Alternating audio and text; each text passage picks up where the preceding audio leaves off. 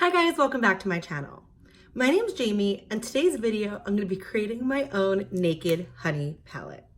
The Naked Honey by Urban Decay just released, and I believe it retails for either $52 or $54, and it's available now, so I'll have the link down below in case you want to purchase it. When I saw it release, I was kind of disappointed by the color scheme. I felt like a lot of the mattes weren't dark enough that people with darker skin tone would be able to create a complete look.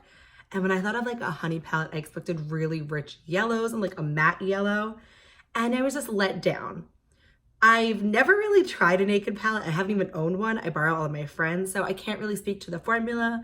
I just know the color scheme I envisioned was a lot different than the color scheme that Urban Decay produced. So if you want to see what my ideal Naked Honey palette would look like, just keep on watching. So I put together a bunch of single shadows, and this is what I would want a Naked Honey palette to look like.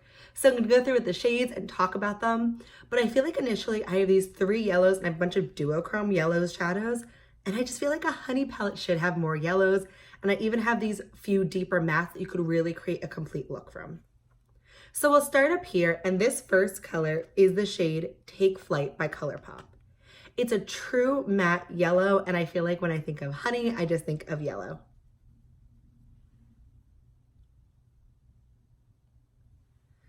The next shade is probably one of my favorite single shadows in my entire collection, and it's the shade Paper Tiger by ColourPop.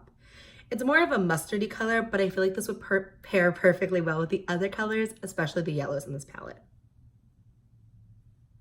So this is the shade Paper Tiger. Followed by the shade Tiki, which is also by ColourPop. It's a little more dull than the shade Take Flight, and it also has some subtle shimmer. It reminds me of like a mac and cheese type yellow. So this is the shade Tiki by ColourPop. Next we have our first deepening matte in the palette, and this is the shade Feathered, also by ColourPop. It's a deep matte brown, and it has some really rich undertones, and I just feel like this whole row could create a really cool complete yellow eye look, and this color could work to make it deeper, smokier, even use it as eyeliner. So this is the shade Feathered by ColourPop. This next matte is slightly more purple, and this is the shade Razzie from ColourPop. It was actually in the original 4-pan palettes that I Love Sarah E did with ColourPop. I just feel like purples and yellows are one of the color combinations that I really like, and it still has enough brown in its undertone where it's not like you're putting a pure maroon on your eye. So this is the shade Razzie. Next we have a beautiful green shimmer. If you can't tell by my eye look, I love green eyeshadows. And this is more of a green gold, so I feel like it still pairs well with all of those yellows. This is the shade Rosé All Day, and it's also by ColourPop. I think that ColourPop has those like outstanding single shadows, especially for their price point, so I tend to just gravitate towards them when I'm using a look of single shadows. But this is the shade Rosé All Day. As you can see, it has more of a greeny yellow tint than just a pure green shimmer. The next shade is the shade Morocco by Makeup Geek, which is a beautiful like burnt orange color, and I just think it pairs well with everything else in this palette. It gives you versatility, so you can do a pure yellow look, you can do like a red yellow look, an orange yellow look, a green yellow look, and it once again is one of those deepening shades that can be used in a variety of skin tones. So it's the shade Morocco by Makeup Geek. Next we have one of our duochrome shades, and this is the shade Now and Zen by ColourPop.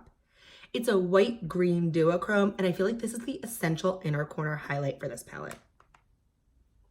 So this is the shade Now and Zen. You can really see that duochrome flip, and it's just so unique. And I feel like the Naked Honey palette was just lacking some uniqueness when it came to its shades. On to the last row, we have this more gold green shimmer, which is the shade Play by Play, which is also from ColourPop. You can really see the duochrome there in the pan. So that's Play by Play by ColourPop. And it's like a beigey gold green shift. And I just feel like it adds some variety to the palette where you could use this to make like a variety of looks. You can do like an everyday wearable work look or like a daytime look, and you definitely have these deeper shades and these more unique duochromes to make it a look that you could wear out at night and just add a little bit more oomph to your eye look. The next shade is another really neutral matte, and this is the shade Top Notch by ColourPop. It's a brown toned light matte, and I feel like this pairs perfectly with the Morocco and this shade up here, as well as the yellows. So you can kind of form like a diagonal 6-pan palette, but it can be used with all the shades interchangeably. So this is the shade Top Notch by ColourPop. Next, we have a really basic gold shade. I feel like golds and yellows are just in the same family. They go together. Something I'd like to see in a palette in case we do like a yellow eye or like a gold halo eye. This is the shade, I believe it's the shade Rapunzel by Makeup Geek. And it's more of a soft satin shimmer than like a really bold in your face. But of course, if you use like a glitter glue or something like MAC Fix Plus, you could definitely make this more amplified. So this is Rapunzel by Makeup Geek. And the last shade in the palette is a beautiful, more cool toned gold. And this is the shade Caramel Ice by Coastal Scents. It is gorgeous. And Coastal Scents shadows are like $1.99, and I feel like they don't get that much recognition. Maybe I'll film a video on my favorite single shadows from Coastal Scents because they often have sales where they go for 99 cents each. They are hit and miss, but Caramel Ice is a complete hit. So that's all the colors that I would include in my ideal Naked Honey palette. So this is what my ideal Naked Honey palette would look like. I love the fact that we have some bright yellows because when I think of honey, I just naturally think of yellows, and these three were a natural pick for me. We have this bright one, a mustard shade, which I use all over the lid in fall, and a little bit more of a muted yellow, and these three together just complement each other. I really wanted to include at least 2 deepening shades because I felt like the Naked Honey palette kind of lacked in depth, and I was concerned that people with darker skin tones wouldn't really be able to use a lot of the mattes in the palette. I also wanted to include 7 mattes and 5 shimmers because I feel like mattes really complete an eye look, and the shimmers can be used to complement it. The one thing that I wish I had was a bright yellow shimmer, but unfortunately I don't have that in my collection, but if I did, I would definitely feature it in this palette. I loved adding these fun duochromes and this pop of green because I really feel like it complements the yellows, and it's a little bit outside of the box.